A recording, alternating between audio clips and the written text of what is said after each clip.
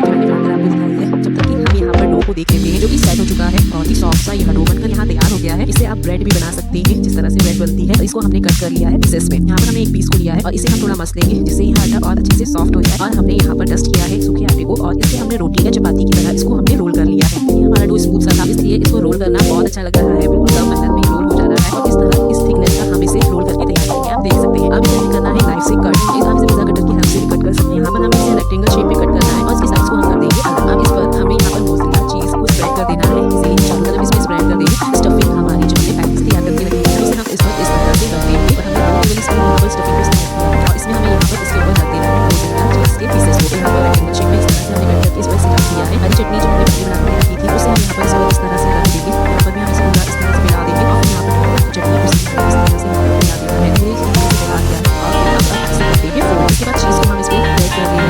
Friends यहाँ पर चीज़ आपको ज़्यादा यूज़ करना हो तो आप करिए। मैंने यहाँ पर 3 to 1 ज़्यादा यूज़ किया है जिससे ये रेसिपी बहुत अच्छी बनकर तैयार हुई। आप चाहें तो कम यूज़ कर सकते हैं। बाकी हमने इसे फोल्ड करने की इसे इस तरह से फोल्ड करेंगे और आप इसे फोल्ड करेंगे इसी तरह से फोल्ड हो जाएगी और अब हम इस पर चीज़ को करेंगे स्प्रेड। और बाकी हमने जो चीज़ डाला है आप चाहें तो इसे थोड़ा कम भी यूज़ कर सकते हैं। पत्ती से हम इसे गार्निश करेंगे और यह हमारा नाश्ता रेडी है। यहाँ पर हमने 3 नाश्तों को बनाकर तैयार किया था और अब हम यहाँ पर एक पैन लेंगे और इसमें हम गर्म करेंगे और फिर इसे हम गर्म होने के बाद इस पर हम बटर लेंगे और उसको हम इस तरह से ग्रीस कर देंगे और फिर हम इसमें ऐड करेंगे हमारे नाश्ते को। एक साथ 2 नाश्ते हम यहाँ एक साथ ऐड कर दे रहे हैं और फिर इसे